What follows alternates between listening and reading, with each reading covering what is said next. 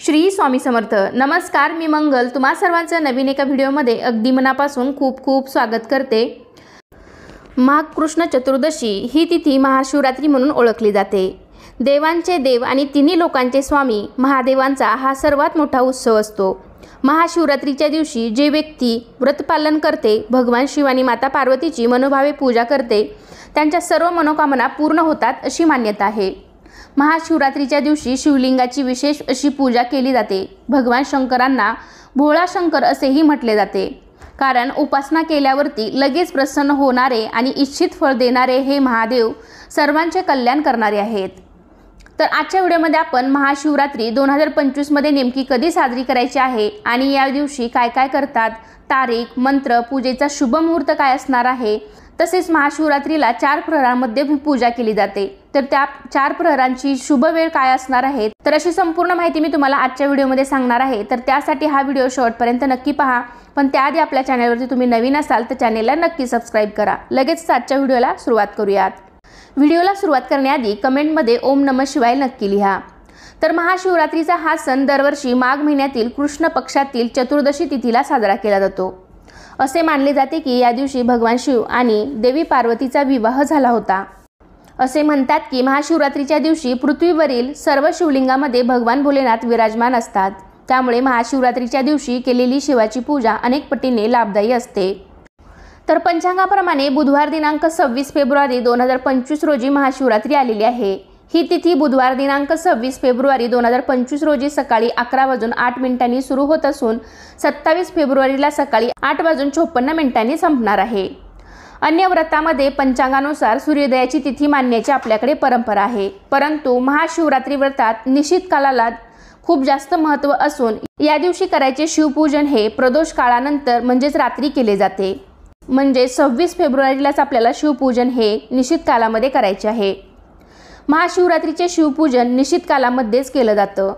महाशिवरात्रीला सर्वात महत्त्वाचा मानला गेलेला निश्चित काल हा 26 फेब्रुवारीला उत्तरात्री 12:27 पासून ते 1:16 पर्यंत असणार आहे। याशिवाय ही पूजा 4 प्रहरामध्ये सुद्धा केली जाते, म्हणजेच रात्री जागरण करून ही पूजा करण्याला जास्त महत्त्व आहे। तर ते 4 प्रहर आणि त्यांची शुभ वेळ काय आहे हे आपण यापुढे जाणून घेऊयात। तर 26 फेब्रुवारीच्या रात्री पहिला प्रहर हा सायंकाळी 6:18 पासून ते रात्री 9:25 पर्यंत पहिला प्रहर असणार आहे। दुसरा प्रहर 26 फेब्रुवारीला रात्री 9:26 पासून सुरू होईल ते रात्री 12:35 पर्यंत असणार आहे। तिसरा प्रहर हा 27 फेब्रुवारीला मध्यरात्री 12:35 पासून ते उत्तरात्री 3:42 पर्यंत असणार आहे। चौथा आणि शेवटचा प्रहर 27 फेब्रुवारीला पहाटे 3:41 सुरू होईल, तो 27 फेब्रुवारीला सकाळी 6:47 पर्यंत असेल। तर यापैकी कुठल्याही प्रहरमध्ये तुम्ही पूजा केली, तुम्हाला शक्य असेल त्या प्रहरमध्ये तुम्ही पूजा करू शकता। या सर्व प्रहरामध्ये जर तुम्हाला पूजा करणं शक्य नसेल, रात्री जागरण करून जर तुम्हाला ही पूजा करणं शक्य नसेल, तर मग तुम्ही निश्चित कालामध्ये सुद्धा ही पूजा करू शकता। आणि मग तेही जमत नसेल तर मग तुम्ही दिवसभरामध्ये कधीही शिवपिंडीवरती जलाभिषेक करा, पंचामृताने अभिषेक करा, किंवा जवळपास कुठे मंदिर असेल तर तिथे जाऊन शिवपिंडीवरती पाण्याने पंचामृताने अभिषेक करा।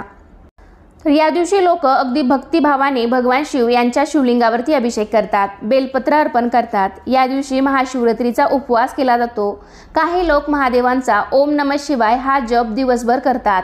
तर काही भागामध्ये लोक शिवरात्रीच्या अगोदर 12 ज्योतिर्लिंगाला भेट देण्यासाठी सुद्धा जातात। तसेच या दिवशी महादेव मंदिरामध्ये किंवा शिवशंकराच्या मंदिरामध्ये भाविकांची खूप गर्दी आपल्याला पाहायला मिळते। महादेवाला समर्पित या दिवशी शिव आणि माता पार्वतीची विशेष अशी पूजा केली जाते। तसेच या दिवशी व्रत आणि उपवास सुद्धा केले जातात। या व्रताच्या प्रभावाने विवाहितांना सुख आणि समृद्धी प्राप्त होते। पृथ्वीवरील 1 वर्ष म्हणजे स्वर्गलोकातील 1 दिवस। शिवरात्रीच्या एका प्रहरी विश्रांती घेतो। शिवाच्या विश्रांती घेण्याच्या या काळाला महाशिवरात्री असे म्हणतात। हे महाशिवरात्रीचे व्रत का करतात? कारण शिवाच्या विश्रांतीच्या काळात शिवतत्वाचे कार्य थांबते, म्हणजे त्या काळात शिव ध्यानावस्थेतून समाधी अवस्थेत जातो। शिवाची समाधी अवस्था म्हणजे शिवाने स्वतःसाठी साधना करण्याचा काळ। त्या काळात विश्वातील तमोगुण शिवतत्व स्वीकारत नाहीत, त्यामुळे विश्वामध्ये तमगुणाचे प्रमाण किंवा वाईट शक्तींचा दाब प्रचंड वाढतो। त्याचा परिणाम आपल्यावर होऊ नये म्हणून शिवतत्व आकर्षित करून घेण्यासाठी सर्वजण महाशिवरात्रीचे व्रत करतात. महाशिवरात्रीचा उपवास केल्यामुळे आपल्या मनातील वाईट विचार नाहीसे होऊन सकारात्मक आणि चांगले विचार निर्माण होतात.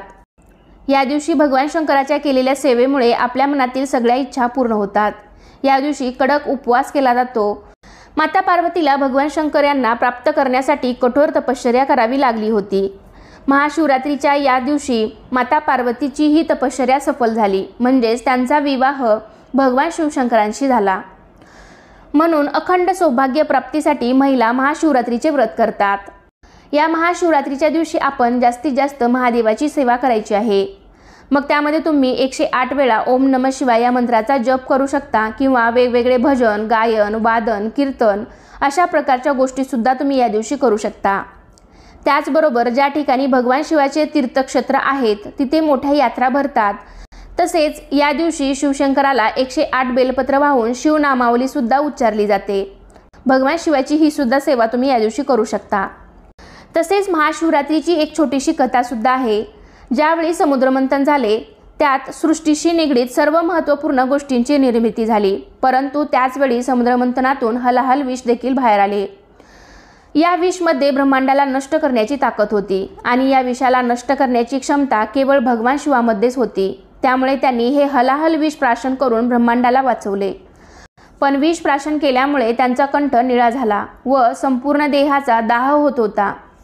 वैद्यांनी भगवान शिवांना संपूर्ण रात्र जागून काढण्याचा उपाय सांगितला. त्यावर सर्व देवांनी भगवान शिवांना बरे वाटावे म्हणून रात्रभर गायन आणि नृत्याची व्यवस्था केली.